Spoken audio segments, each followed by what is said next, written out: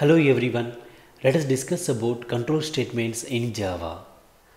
Assume we have three lines of code like this in the main method, and when you run this code we can easily guess the output. It prints pass, fail and pass with distinction. Java compiler will execute the code line by line from top to bottom.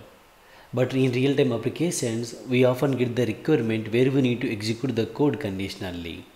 In that case, we can make use of control statements or conditional statements. Assume we have a requirement of displaying exam result of a student based on the marks he scored in a subject. Here the criteria is very simple. Total marks of the subject is 100. Marks greater than 35 means we need to display pass. Marks less than 35 fail. And marks greater than 80 we are going to display pass with distinction. Let us use the if control statement to display the result based on the condition. Before that, let us define marks variable. So int marks, let's say student scored 60, and here we are going to use the if condition. So if, and it is case sensitive, then open parentheses like this, and inside the parentheses we need to provide the condition. So condition is here marks greater than 35. So if marks are greater than 35, then we need to display pass. Right, so press enter, and here you can see that as soon as we press the enter, it gives indentation. It starts the block of if condition, and here we are going to use this statement, and now just run it. There you go, we can see the result pass. Here what happens, whenever the Java interpreter looks this code like line number 10, if it checks the marks greater than 35 or not, if this condition is true, so if true, then it executes this statement, otherwise it will not execute the statement. Now let's assume student scored marks less than 35, assign like 34, and in that case if we just execute these, now we don't see any results because here the Java interpreter will check that if marks greater than 35 or not. So the marks greater than 35 false, so it just come out of the if condition and it will not print anything, right? So in that case, how to print the result fail? So for that you can use the statement else. So else, if condition fails, then we are going to display result fail. If you execute the code, here you can see that fail. So this time it checks if marks greater than 35 false, so then it will come to else part and it will display whatever the code is there in the else part. Here we can see that in the if statement or else statement we are executing only one line of code.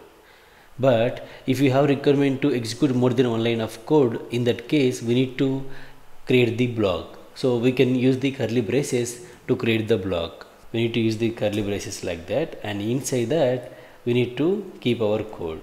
So pass, then I am going to say congratulations, and now change the marks back to 60, execute it, and this time you can see that it will print two statements like pass and congratulations. But if you don't have these curly braces, it will give us the error. So remove the curly braces, and here you can see that it gives the error saying that else without if, right? You need to place the code inside the curly braces when you would like to execute more than one line of code. And now let us see when to use if else if statement. Assume the student got exactly 35 marks. So in that case the Java interpreter comes here and it checks marks greater than 35. Since 35 is not greater than 35, it comes to else part and display the fail, right? Execute it. So even though the student got the marks 35, we can see the result fail. So now in the else part, before we printing the result fail, we can have the one more if condition. So if marks equal to 35, then print pass, and again we can have one more else part, else print fail. And now if you execute this one, and this time we are going to see the result pass, because now the cursor will come here and you will check marks equal to 35, so the condition is true, then it will print this one. And even if this condition fails, then it will go to this else part. And remember, we can't have else part without if condition. And now if you just have 34, save it and run it, now you are going to see the result fail. And this time what will happen, first cursor will come here, marks greater than 35 false, marks equal to 35 false, then it will come to this else part and then execute the statement and print fail. So now let us see the nested if statement. Assume the student got 80 marks. So we are going to discuss on third part. This time the first if condition statement is true, so it will come here, line number 11, and it will execute pass and congratulations. So here we would like to have one more condition to check if student got marks greater than or equal to 80, then we would like to display result pass with distinction. So for that what we can do, before we printing pass and congratulations, here we can have another if condition. So this is nested if condition. So we are having the if condition inside the another if condition. So this is called nested if condition. And here you can have just marks greater than or equal to 80. Then I am going to open the block pass with distinction, right? So we are going to display pass with distinction. And here again we can have else part, else. So we can write in the next line or same line. We are going to say just pass. Here you may get the doubt, we could have written this statement like, here we are checking if marks greater than 35, and here we are checking if marks equal to 35. So we could have written like this, right? Directly greater than or equal to. To explain you how if else works, I written like this. Otherwise you can just simply write like this also. And coming to this one, if marks greater than or equal to 80, then we are printing pass with distinction. Else we are just printing pass, and this statement will execute always. So we know that, right? So this is out of the if or else scope. So this is not part of else statement or if statement. So it always executes. Once this if else part is completed, then this statement will be executed. So now just run it. There you go. Now we can see the result pass with the distinction and congratulations. And now even if the score is not 80, let's say 70, now this time we are going to see result just pass and congratulations. So this is how we can use the nested if condition. Now let us see when to use switch statement and how it works. Assume you have a requirement to display the number of the month using the name of the month. So let us define a month, string month equal to, let's say, John. So using the if condition, we can check the name of the month and display the number of the month. So if month equal to John, so then s out. So we say first month of the year.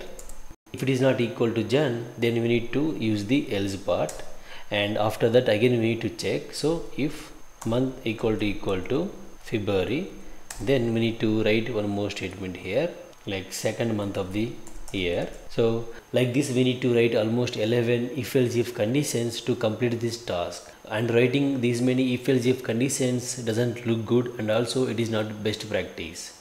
And in this case we can use the switch statement. So just comment out this code. We can use slash symbol, then star, then again star and front slash. So now here we are going to use the switch statement. So switch, and it takes the expression in the parentheses. Here expression is month, because we are going to validate the expression month. So here we are going to check the condition in terms of cases. So case, so whenever the value of the month is John, then we are going to print s out. So we can take this actually first month of the year, then press shift tab, another case, and whenever it is equal to February colon, so whenever you use the colon, that case block will start second month of the year. So like this we can define the 11 cases. Here the value of the case is also called label, and here we can see that no errors are there. So it says duplicate label John. So we can't have the duplicate values for the case labels. So let's change them. Now I have changed all the labels or values of the cases, and also now we don't see any error because we don't have any duplicate value for cases.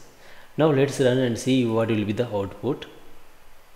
There you go. Now we can see that instead of seeing just first month of the year, because the value of the month is John, we are seeing all the statements getting printed, right?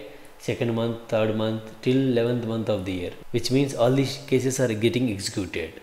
Why this is happening? What happens whenever we run this code, program comes here and check the expression value against the case value. So here month is equal to Jan, then it will print it. and after that again it will come here, irrespective whether it is matching to the case value or not, it will print this statement. The same way it will print all the statement of all the cases. To prevent that behavior, we need to use the keyword break. And now what we are doing, we are telling the program, whenever you find the matching case, then execute all the statements in that case block, then break the switch statement. Now if you go and run it, we are going to get the result like first month of the year only. So instead of seeing all the results, here you can see that first month of the year. So these statements are coming from the if condition. So just comment this code, change it to Feb. This time we can see that all these statements are getting executed except the first statement. Here the case value is done. Since it is not matching, then it will start comparing with second case and then it will print it. Since we don't have the break statement, it keep printing all the statements of all the cases. So now we need to use the break in each case. Now if we execute, only we see second month of the year. Change it to, let's say, July, 7th month of the year. Like this. If we say November, we are going to see 11th month of the year. And what happens if we don't have the break for last case? So just remove the break from last case and run it. This time you can see 11th month of the year. Just because we are not using the break statement, it won't go to the first case again. So it just come out of this switch case. It is optional to use the break statement in the last case, but it is always good to use the break statement. And remember, we didn't define the case for December month. So because instead of having the case for December month, we can have the December month as a default value. So we can use the keyword called default. So this is nothing but a default case. So whenever the value is not matching with any month value, then it will execute 12th month of the year. Now go and change, execute it, not just December, you can give any value. Now this December value is not matching with any case value, so that's the reason it will come to the default case and it will print 12th month of the year. And here whatever value you give, it doesn't matter, because the value of the month is not matching with the value of any case, then it will come to the default case and it will execute whatever it is there. But here whatever you type, it will execute the default one, right? So for that matter, we can just go and have defined the case for December 2, and now in the default value we can just say invalid month name. So now if we say December, it is going to print December, but if we say value that is not matching with any value of the case value, then it is going to print invalid month name. So now if we say something like this and execute it, now it's going to say invalid month name. So this is how you can make use of each case. Like whenever you require to write more if else if statements, in that case you can make use of the switch statement. So this is about control statements in Java. If you like my explanation, please hit the like button and subscribe to my channel.